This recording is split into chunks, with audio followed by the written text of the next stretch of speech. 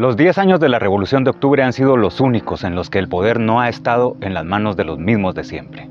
Ha sido realmente el único periodo de la historia a lo largo de estos 200 años en que se modificaron las estructuras del modelo de desarrollo social y económico, lo que implicó también algunas primarias transformaciones en las relaciones de poder. Si antes eran las familias acomodadas, herederas de los criollos o los militares los que ponían y quitaban a los gobiernos, ahora se iniciaba un tiempo verdaderamente democrático con elecciones de verdad. Si antes, durante el período liberal en torno al café, se había creado y fortalecido una clase terrateniente a la cual el Estado le proveía de mano de obra gratuita de los indígenas y ladinos pobres, que no tenían derechos y eran considerados como esclavos, ahora iniciaría una época de cambios, donde se buscaría su elevación espiritual y material, otorgándoles derechos y tratándolos como seres humanos, iguales a sus patronos. Si antes, también por el café y el azúcar, los liberales habían apostado por la constitución de enormes latifundios o grandes extensiones de tierra, empezaba ahora un tiempo donde se apostaría por una reforma agraria que les permitiría a los campesinos contar con área para sembrar y para producir.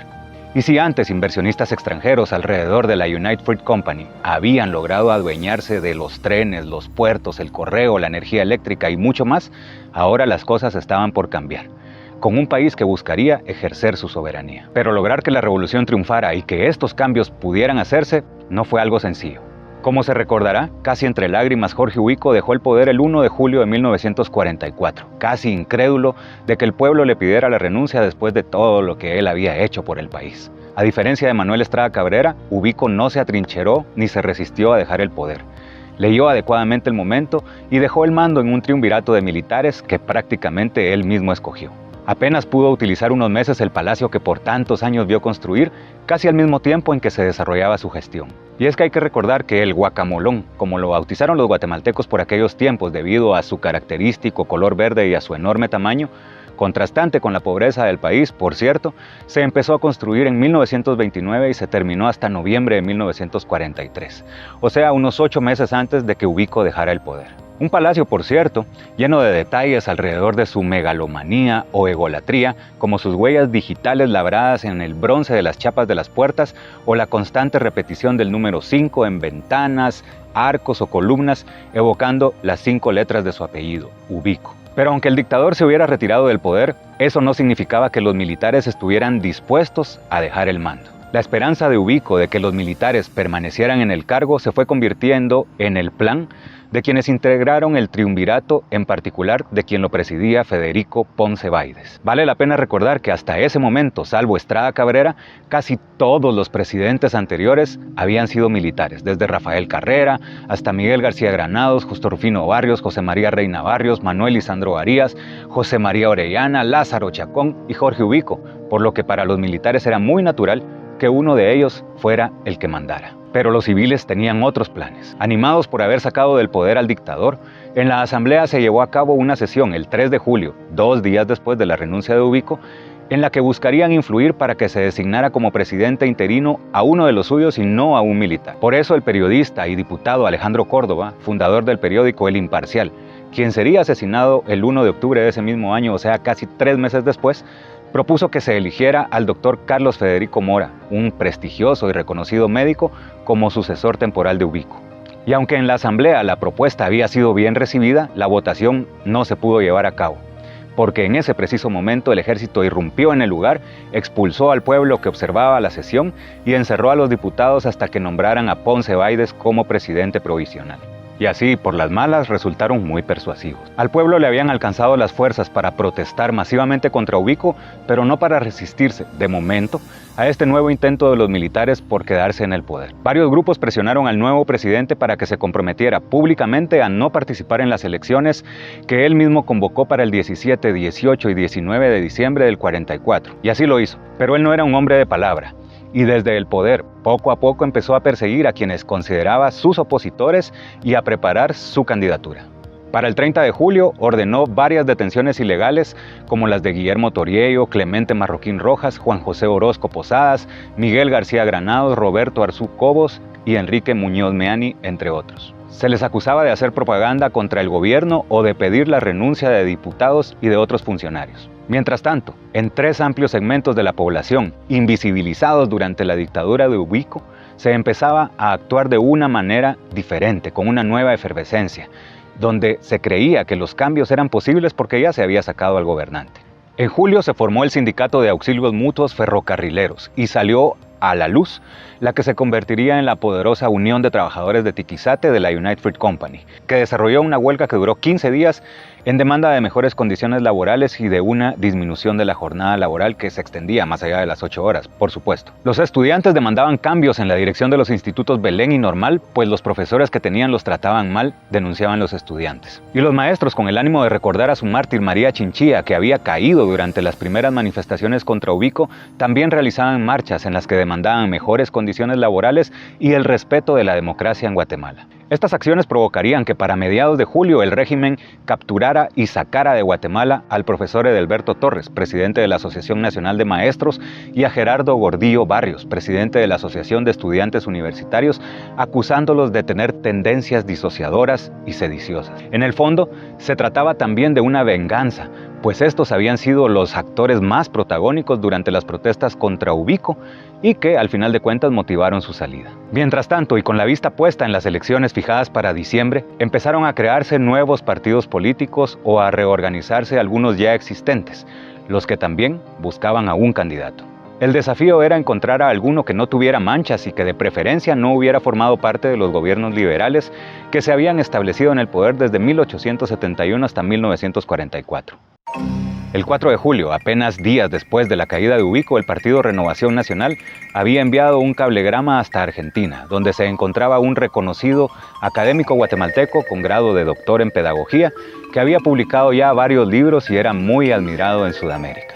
Se trataba de Juan José Arévalo Bermejo, un joven de 39 años, blanco y de 1,90 de estatura, algo poco común en estas latitudes de los hombres y las mujeres con las estaturas más bajas del mundo. Partido Renovación Nacional, postúlalo, candidato, presidencia, república, rogámosle encarecidamente aceptar para bien nuestra patria, decía el cablegrama que, como siempre, buscaba ahorrar palabras. Y en respuesta, después de pensarlo un poco, recibieron un acepto candidatura enaltecedora.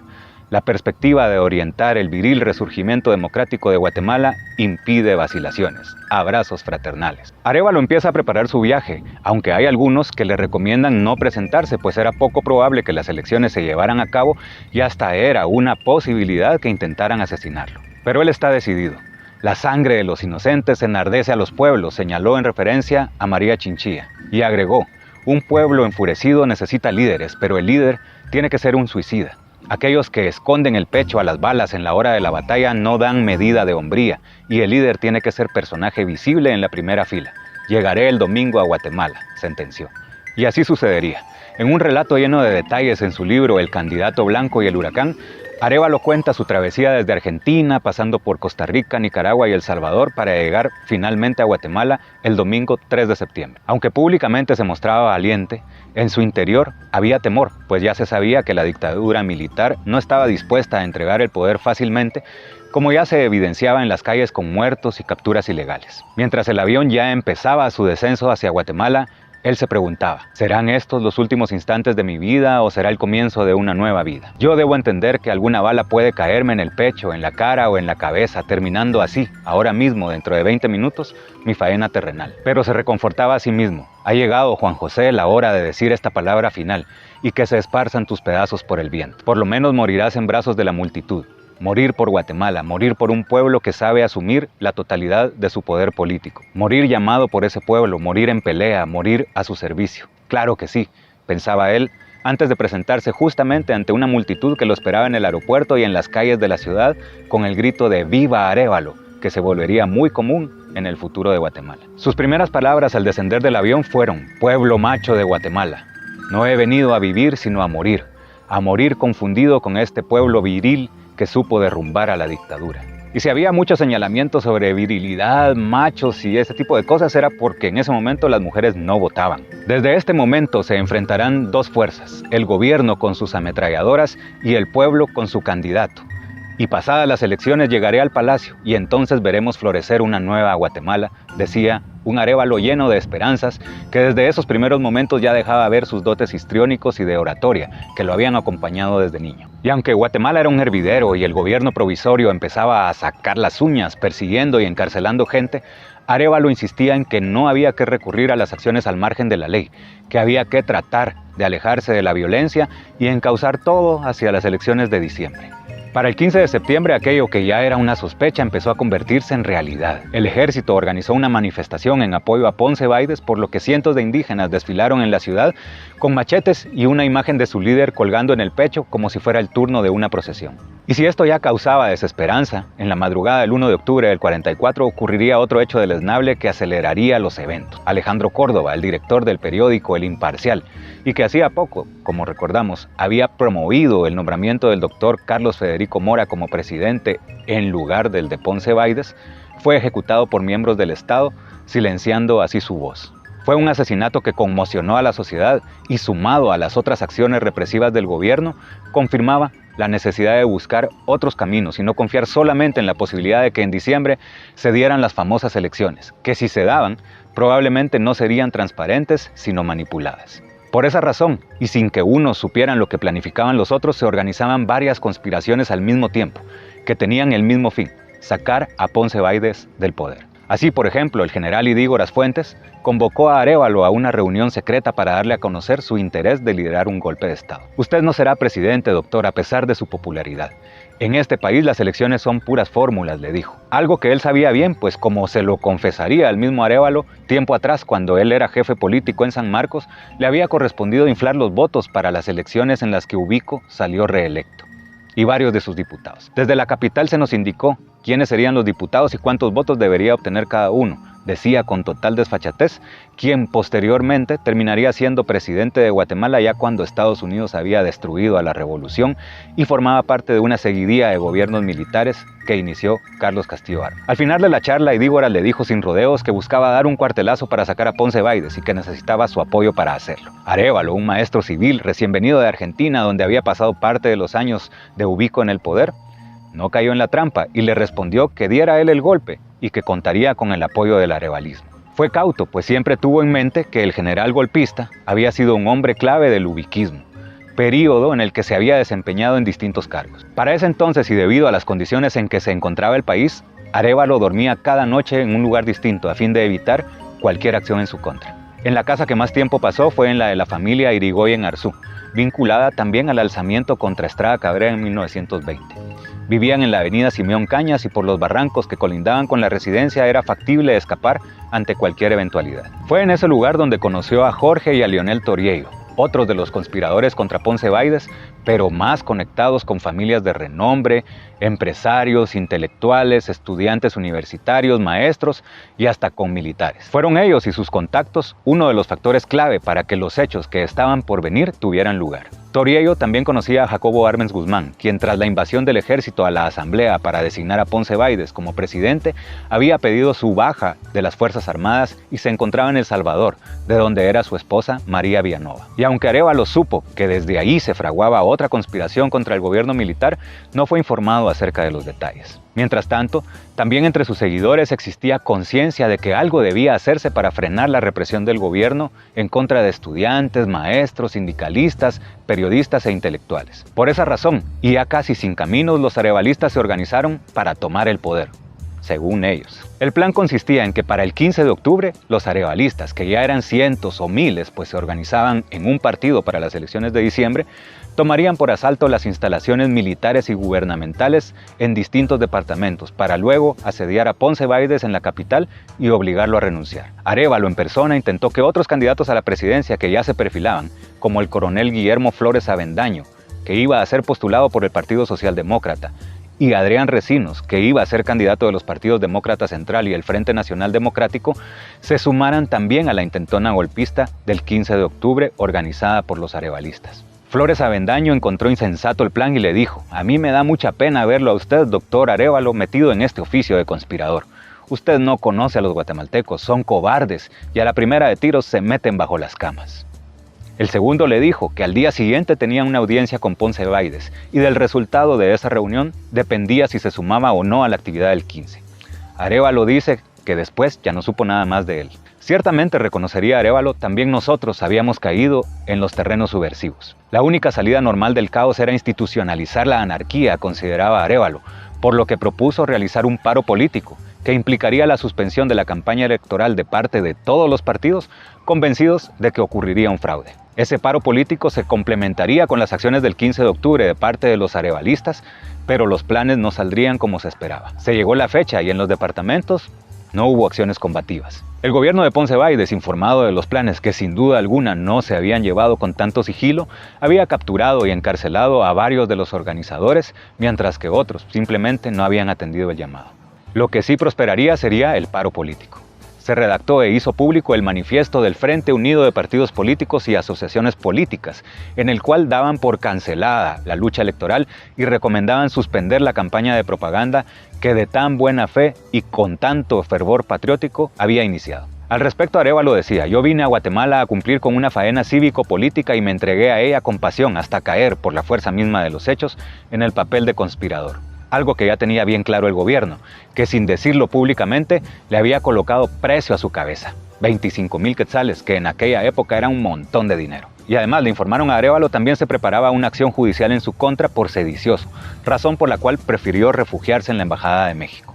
En esa residencia estaba cuando la noche del 19 y madrugada del 20 tendría lugar otra conspiración de la que él no estaba enterado, pero Jorge y Leonel Toriello sí. Esta vez dentro del ejército, en particular desde una instalación clave, lo que la haría tan efectiva para derrocar al aprendiz del dictador. Un capítulo de la historia que, por cierto, dejaría claro que sin parte de las Fuerzas Armadas del lado de los intereses del pueblo, era muy difícil, si no imposible, que los cambios ocurrieran. En Guatemala había 3 instalaciones militares importantes en ese momento. El fuerte de Matamoros, al final de la zona 1, el castillo de San José, donde ahora está el Teatro Nacional, y la Guardia de Honor, al inicio de la Avenida Reforma. Desde estas instalaciones se defendía el régimen, por supuesto. Pero en las entrañas de la Guardia de Honor, en particular en la unidad de tanques, se preparaba una acción militar para hacerse con el control del lugar y del armamento que en el mismo se encontraba. La misma era coordinada por el instructor y mayor Carlos Aldana Sandoval y por el mayor Francisco Javier Arana, quien desempeñaría un papel clave en la historia que estaba por venir. Era un armamento que casualmente había sido recibido hace poco, que era muy moderno, que estaba en excelentes condiciones y que todavía no había sido ni siquiera distribuido a las otras instalaciones militares. Pero como ya puede uno imaginarse, el ambiente nacional era contrario a Ponce Baides y este estaba consciente de la posibilidad de que movimientos armados ocurrieran en su contra. Por esa razón, el 19 de octubre había ordenado que el material de guerra que estaba en la Guardia de Honor se dividiera en partes iguales y se trasladara a las otras bases militares importantes. Pero Arana, según lo narra el general Héctor Alejandro Gramajo en su libro Alrededor de la Bandera, sabía que no podía iniciar el levantamiento militar sin contar con una superioridad en cuanto a las armas. Por esa razón y con una audaz acción envió el armamento solicitado, pero incompleto, faltándole algunas municiones, aceites o piezas clave para que funcionaran. Y es así como en la noche del 19 de octubre un grupo de oficiales ya apalabrados se acuesta a dormir con las botas puestas en la Guardia de Honor. A eso de las 11 de la noche intentarían capturar al jefe de esa instalación militar, Francisco Corado, quien además era hermano del ministro de la Defensa. Pero este se resistió con armas en la mano y fue acribillado. Ya no había marcha atrás, la revolución había empezado. Arana había avisado ya a los otros conspiradores con los que venía planificando la acción, quienes encabezados por Leonel Toriello convocaron a estudiantes universitarios para que se presentaran a la Guardia de Honor a recibir armas para pelear contra el régimen. Al lugar también llegó Jacobo Arbenz Guzmán. En la madrugada, Arana distribuyó tanques y armamento pesado en lugares estratégicos de la ciudad para asediar a las otras instalaciones militares y al Palacio Nacional, a fin de que Ponce Baides se rindiera. Los cuarteles militares dieron la lucha con su armamento maltrecho y Ponce Baides hasta intentó pedir ayuda internacional para defenderse. En su libro Guatemala, Historia Silenciada, Carlos Sabino recoge el testimonio de Carlos Simmons, que trabajaba como telegrafista en la única compañía que prestaba ese servicio en Guatemala y que era propiedad también de la United Fruit Company. A eso de las 7 de la mañana sonó el teléfono y era el secretario general de la presidencia de Ponce pidiendo que se enviaran unos radiogramas urgentes que estaban por llegar con un mensajero, relataría Simmons. Era el gobierno pidiendo ayuda al presidente de Honduras, Tiburcio Carías, para que enviara aviones de su fuerza aérea a bombardear la Guardia de Honor. Y en un hecho de esos que solo pasan en las novelas, Simmons consulta con sus jefes en Boston, donde estaba la casa matriz de la United Fruit Company. Allá no sabían qué hacer y consultaron entonces con el Departamento de Estado de Estados Unidos, con quien ya tenían una buena relación. La alarma fue tanta que el propio secretario de Estado llamó a Carías para ordenarle que bajo ningún concepto fuera a enviar aviones hondureños a Guatemala. Para las 9 de la mañana una gran columna de humo salía desde el castillo de San José, donde también habían fallecido ya decenas de combatientes de ambos lados, pero mayoritariamente del ejército que defendía a Ponce Baides. Esa columna era visible en toda la ciudad y era una alerta de que el régimen estaba de caída. Juntos, Toriello, Arana y Arbenz integraron una junta revolucionaria de gobierno y se movilizaron, paradojas de la vida, hacia la Embajada de Estados Unidos, ubicada a pocos metros de la Guardia de Honor. Y ahí tuvo lugar una breve negociación y Ponce Baides, cuyo hijo además había fallecido ya en un enfrentamiento en Matamoros, decidió renunciar. Banderas blancas ondearon desde los fuertes militares y desde el palacio. La revolución había triunfado. Grupos de estudiantes se organizaron para evitar saqueos de parte de los ubiquistas y poncistas que debían dejar sus cargos y el país, mientras que la Junta Revolucionaria tomaba el poder y reiteraba la convocatoria a elecciones presidenciales para diciembre. Pero se convenció también de que con la asamblea existente que había nombrado a Ponce Baides no se iría muy lejos. Por eso, en el primer decreto emitido por la Junta el 25 de octubre, además de mantenerse diciembre como el mes para las elecciones presidenciales, también se disolvió la asamblea y se convocó a elegir a diputados para el 3, 4 y 5 de noviembre, o sea, 9 días después. Algunos partidos criticaron esa decisión, pues casi no les dejaba tiempo para prepararse y debido a los recientes hechos era previsible que el arevalismo triunfaría arrasadoramente en todo el país, pues la figura del doctor Arévalo ya inspiraba una admiración casi mesiánica. Y así ocurrió. Estudiantes universitarios y líderes magisteriales, todos muy jóvenes, integraron las planillas del arevalismo y ganaron las 76 curules disputadas. Sí, todas. Esto, lógicamente, causó miedo entre sus contendientes, quienes, como siempre en estas tierras tropicales, buscaron la forma de sembrar discordia a lo interno de la Junta Revolucionaria. Para ello se aproximaron al personaje que por su papel decisivo en el alzamiento del 20 de octubre ya se había convertido en el hombre fuerte del ejército, el mayor Francisco Javier Arana. Porque aunque él y el entonces capitán Arbenz integraban el triunvirato, Arana era más antiguo y tenía una mayor jerarquía. Los partidos anti-Arévalo se habían acercado a Arana seduciéndolo con dinero y con la posibilidad de que la Junta se quedara en el poder más tiempo de lo ofrecido, calentándole la cabeza como ya había sucedido antes con otros liderazgos en Guatemala. Pero Arana no cedió y más bien supo sacar provecho de ello contándole a Arévalo sobre las presiones que recibía para conspirar en su contra. Por esa razón, confiesa el expresidente en sus memorias, conviene en darle ciertos privilegios al ejército a fin de mantener a Arana con una adecuada dosis de satisfacción. Y es que aquí hay que ser realistas, la revolución del 20 de octubre difícilmente se habría dado si parte del ejército no hubiera querido. Y Arana era el que dirigía esa parte del ejército y por eso jugaría sus cartas de la mejor manera posible a fin de consolidar su poder y prepararse para una eventual candidatura presidencial con la que soñaba para más adelante. Ya con el país en calma y con las elecciones de diciembre a pocas semanas, Arévalo se dedicó a recorrer toda Guatemala en donde fue recibido por multitudes. Ese apoyo se tradujo el día de las elecciones en una arrolladora victoria sobre los demás contendientes a tal punto de que sacó 12 veces más votos que el segundo lugar. Arévalo obtuvo 255,000 votos y su seguidor, Adrián Recinos, 20,000. Triunfó en 21 de los 22 departamentos, menos en Sololá. Un triunfo en el que no participaron las mujeres, pues hasta ese entonces, como habíamos dicho antes, no tenían derecho a votar, algo que cambiaría con la Asamblea Constituyente que estaba también por convocarse como parte de la revolución. Arévalo ni había tomado posesión y las élites políticas que habían sido desplazadas ya lo acusaban de todo. Le decían nazi, sinarquista, anarquista, conservador, comunista y anticatólico. Etiquetas todas destinadas a descalificarlo y a desprestigiarlo, tal y como sigue sucediendo hasta nuestros días de parte de personajes con intereses mezquinos que recurren a esos mecanismos cuando ya no tienen argumentos.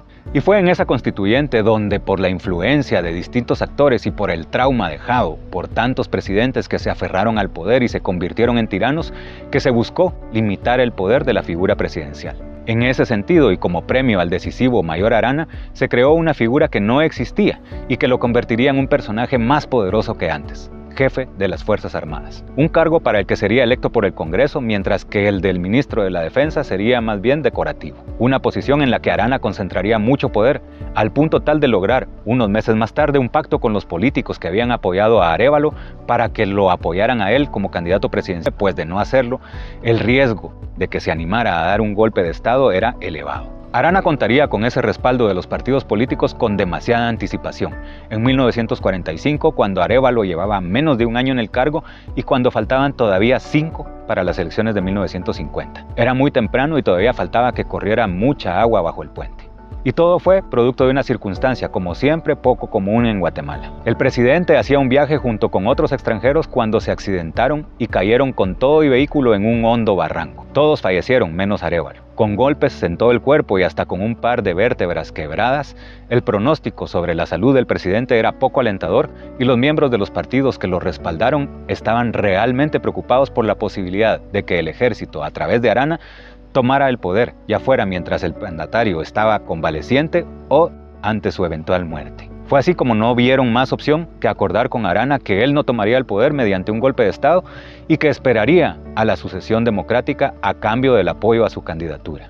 Se llamó el Pacto del Barranco. Algo que permanecería en firme hasta que, acercándose las elecciones de 1950 y sintiéndose más fuerte que nunca, Arana se atrevió hasta a llegar a somatarle el escritorio al presidente y a ponerle un ultimátum para que cambiara a varios de sus ministros que para ese entonces ya eran señalados por las campañas de desinformación y de propaganda de Estados Unidos como comunistas. Una historia que tendría un desenlace fatal con el asesinato de Arana, un levantamiento armado del ejército que sería controlado con eficiencia por Arbenz y la espina clavada en algunos militares respecto de lo que consideraron una traición a Arana y que le sirvió de justificación perfecta para lanzarse a los brazos de Estados Unidos que buscaba aliados o traidores. Pero antes de que eso pasara, Arévalo, que sobreviviría sin mayores consecuencias al accidente y se recuperaría más rápido de lo que todos pensaban, haría un gobierno que pasaría a la historia por ser, precisamente, el primero de los únicos dos en que los pobres, los abandonados, los indígenas, los jóvenes, los trabajadores, los sindicatos, la educación, la salud, la seguridad social